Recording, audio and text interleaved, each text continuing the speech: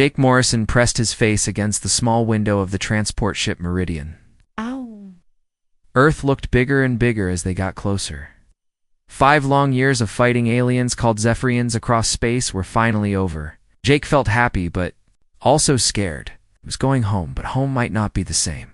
The war ended 6 months ago.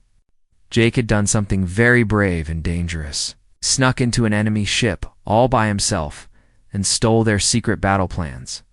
This helped humans win the big fight at Kepler Station. Many people lived because of what Jake did, but he paid a heavy price. Jake looked down at his left arm. It was not the arm he was born with. A machine arm replaced his real one after aliens hurt him badly during a fight on New Colorado. His face had scars too. White lines across his cheek were alien. Fire burned him, but the worst scars were inside his head. He remembered watching his friends die one by one. He remembered making hard choices that saved many people, but cost him everything he loved. The ship landed at Chicago spaceport with a loud noise. Jake picked up his small bag.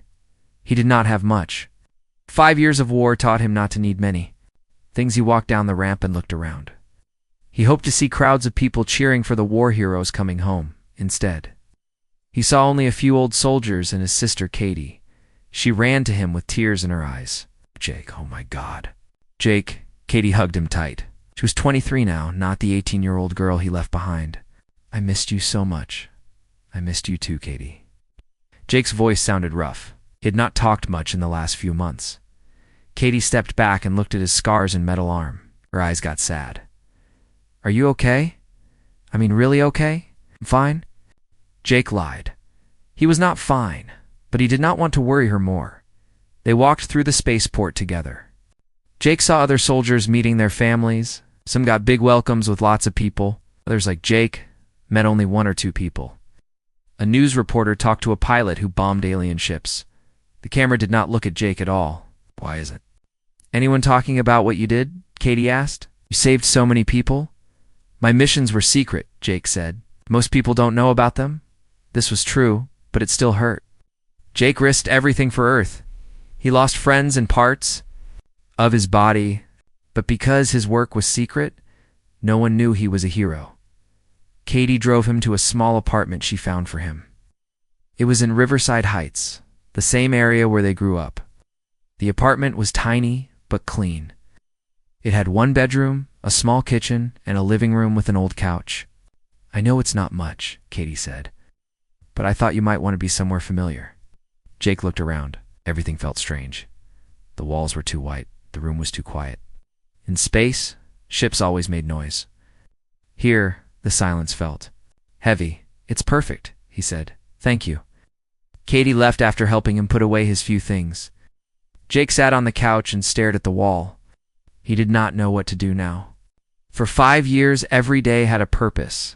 Fight aliens, keep friends alive, win the war. Now what? The next morning, Jake decided to go back to school. For the war, he was studying engineering. He was smart with machines and electronics.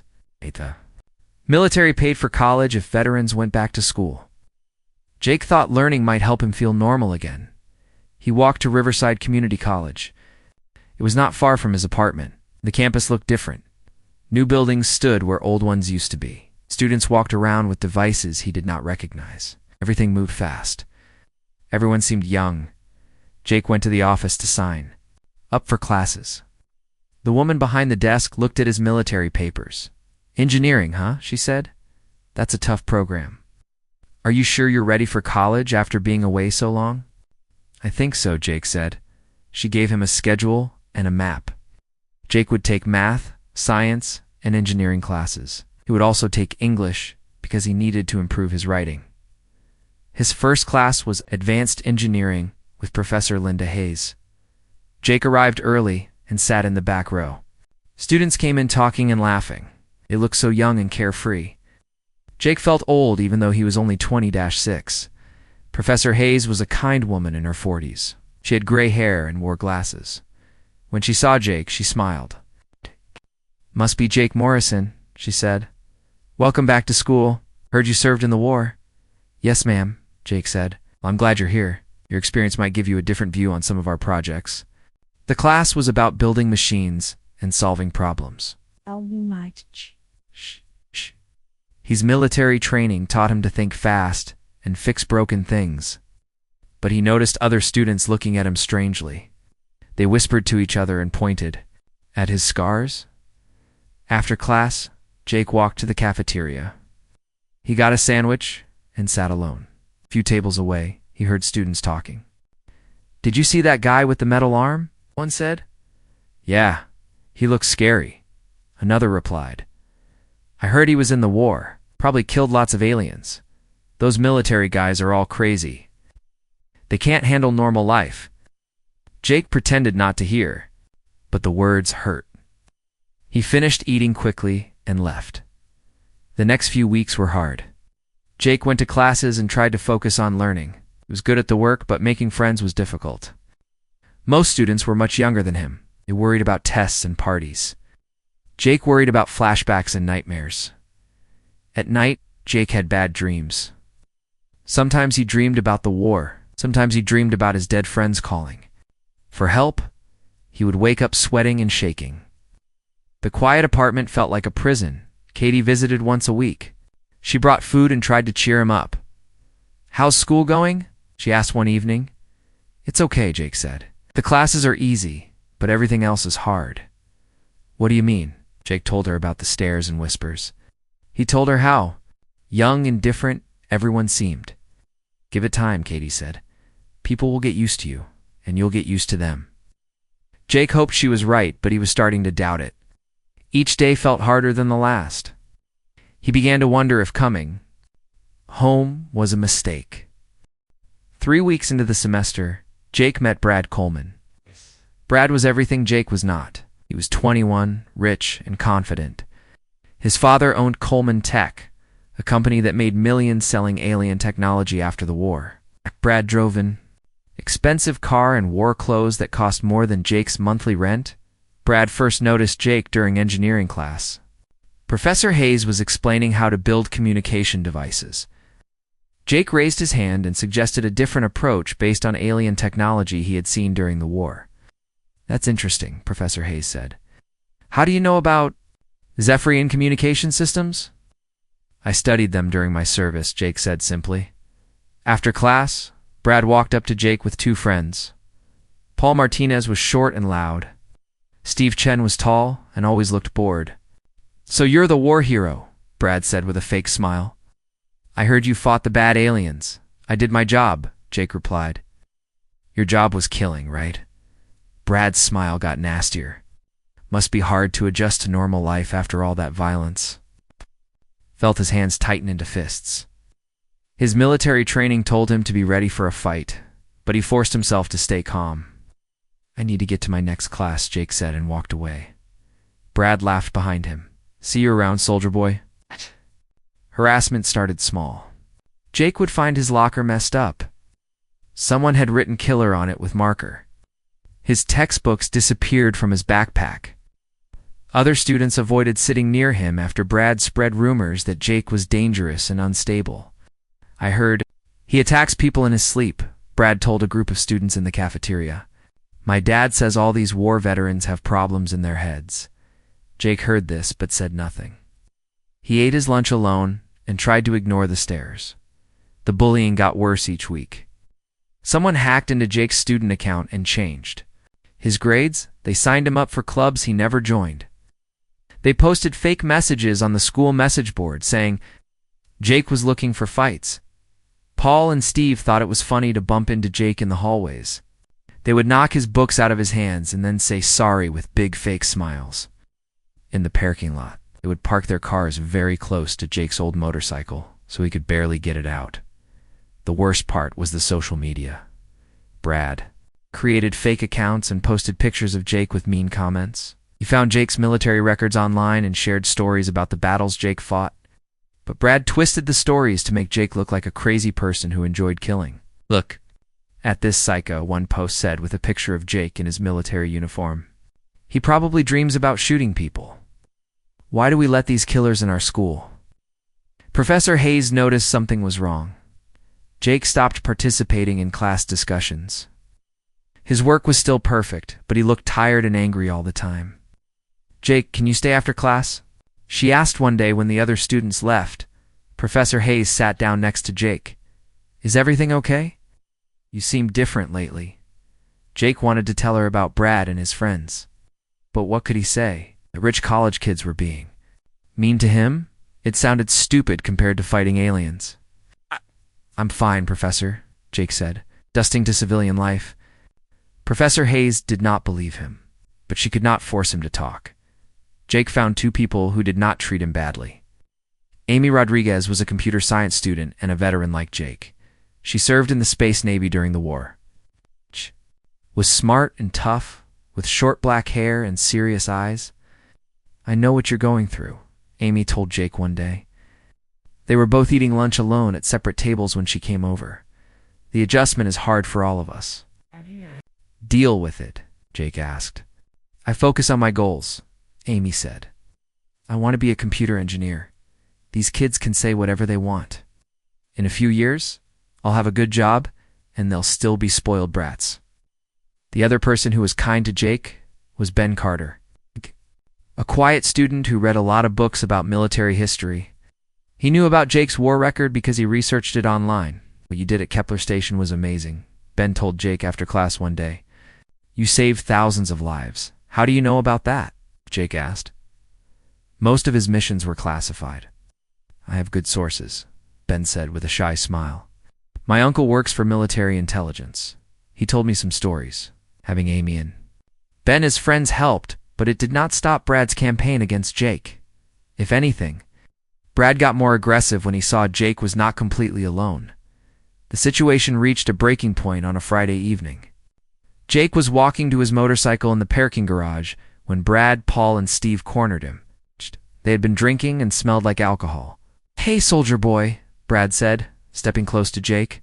"We want to see what a real warrior can do." "I don't want any trouble," Jake said, trying to walk around them. Paul pushed Jake's shoulder. "Come on, tough guy. Show us some of those killer moves," Steve laughed. "Maybe he's too scared. Maybe all those war stories are lies." Brad pushed Jake harder. "Fight back. Isn't that what you're good at, hurting people?" Jake's military training screamed at him to defend himself. He could disable all three of them in seconds. His cybernetic arm was stronger than a normal arm, knew exactly where to hit them to cause the most pain. But Jake also knew this was what they wanted. If he fought back, they would call the police. They would say the crazy veteran attacked innocent students. No one would believe Jake's side of the story. So Jake did the hardest thing he had ever done. He walked away. That's right. Run away. Brad shouted after him. "Just like you probably ran away from the aliens." Jake got on his motorcycle and drove home. His hands were shaking with anger. In his apartment, he punched the wall so hard, he left a dent. His cybernetic arm sparked from the impact. That night, Jake could not sleep. He kept thinking about Brad's words. Maybe he was right. Maybe Jake was just a broken soldier who could not handle normal life. Maybe he should have stayed. In space where fighting made sense, for the first time since coming home, Jake wondered if he had made a terrible mistake. 2 months passed since the parking garage incident. Jake's life got worse every day. He stopped going to the cafeteria because students stared and whispered. He ate alone in his apartment or skipped meals completely. His grades stayed good, but he felt empty inside. Katie noticed the change when she visited. "You look terrible," she said. "Are you eating enough? Are you sleeping?" "I'm fine," Jake lied again. But he was not fine. The nightmares were getting worse. Now he dreamed about Brad and his friends instead of the war. Sometimes he woke up thinking about hurting them, which scared him more than any alien ever did. Professor Hayes tried to help. She asked Jake to stay after class several times, but he always made excuses to leave.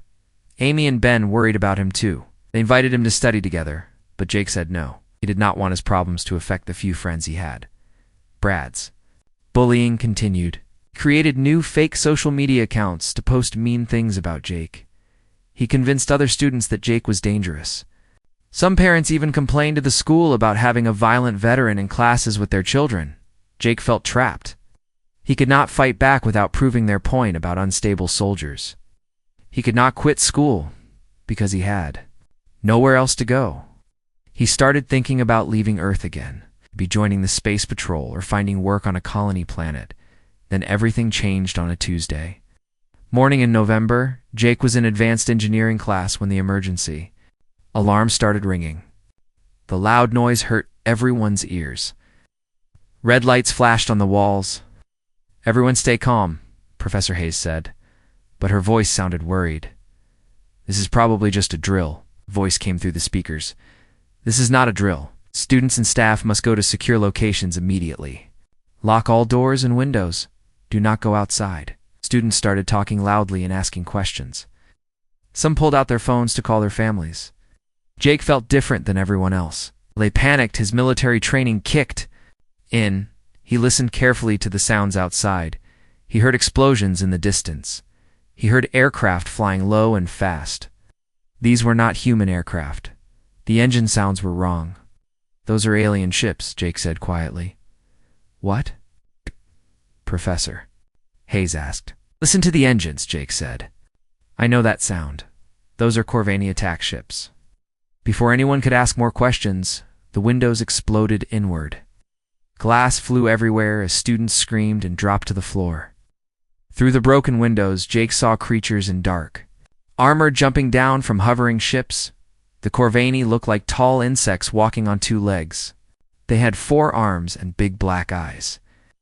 Their skin was dark green and covered with hard plates. Each one carried weapons that glowed with blue energy. "Everyone get away from the windows," Jake shouted.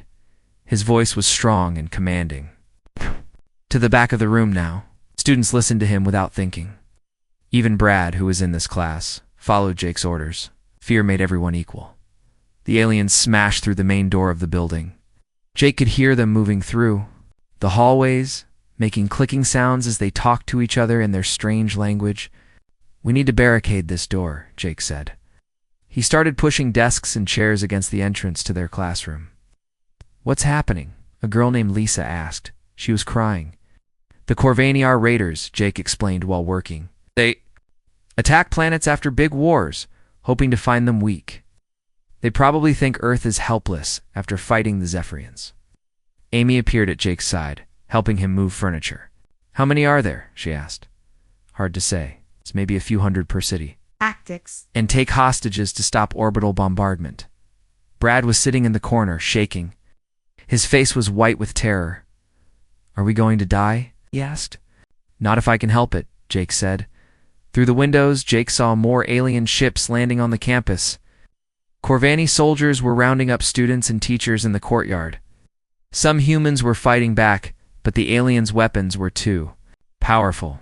"They're taking prisoners," Ben observed. He was surprisingly calm for someone who had never been in a fight. "That's good," Jake said. "It means they want hostages, not just death. We have time to think." Professor Hayes was trying to call for help on her phone, but nothing worked. "The communications are jammed," she said. Jake nodded. "Standard Corvani tactic. They cut all signals." To prevent coordination, an alien voice spoke through the building's speaker system.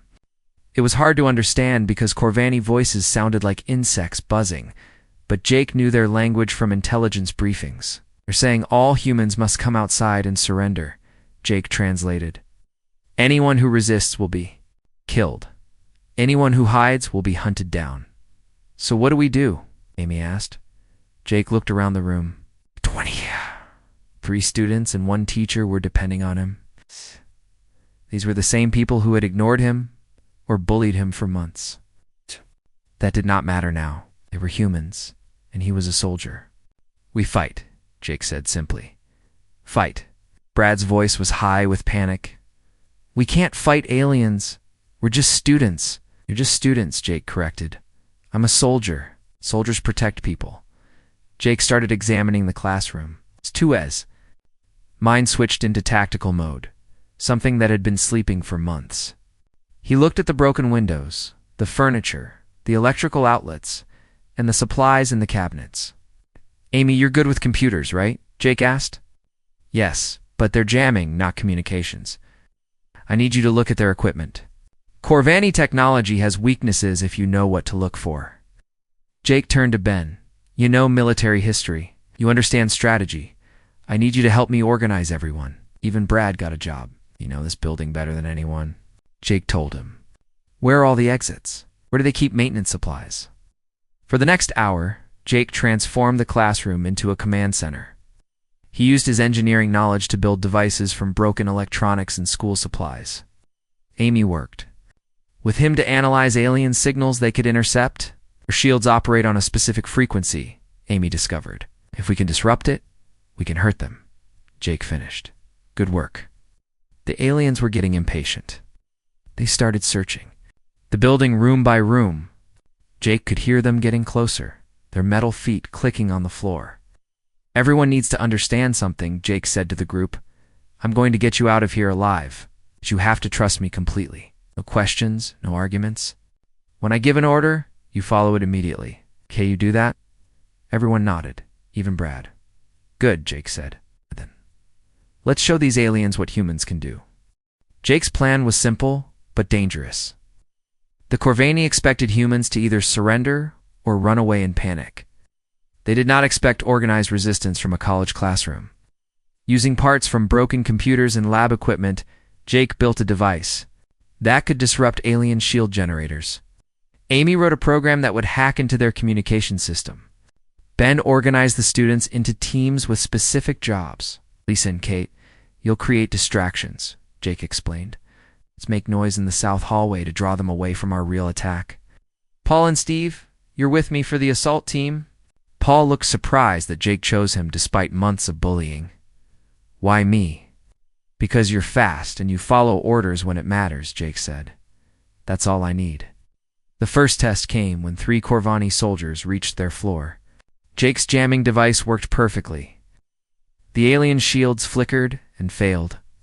Ben's team used improvised weapons, chair legs, chemical sprays from the lab, and electrical cables to drive the surprised aliens back. It worked, Amy said excitedly. That was the easy part, Jake replied. Now they know we're here and we're fighting back. They'll send more soldiers. Jake was right. Within minutes, a dozen Corvanis surrounded the classroom. But Jake had planned for this too. He had turned the entire floor into a maze of traps and obstacles. When aliens tried to enter through the windows, they found electrical cables that shocked them through their damaged shields. When they used the doors, furniture collapsed on them. When they tried to cut through walls, hidden chemical sprays blinded them. How do you know so much about fighting in buildings? Ben asked as they moved to their next position. Urban warfare. Training, Jake said. Plus, I studied Corvani tactics during the war. They're good in open space, but they struggle in confined areas with lots of obstacles.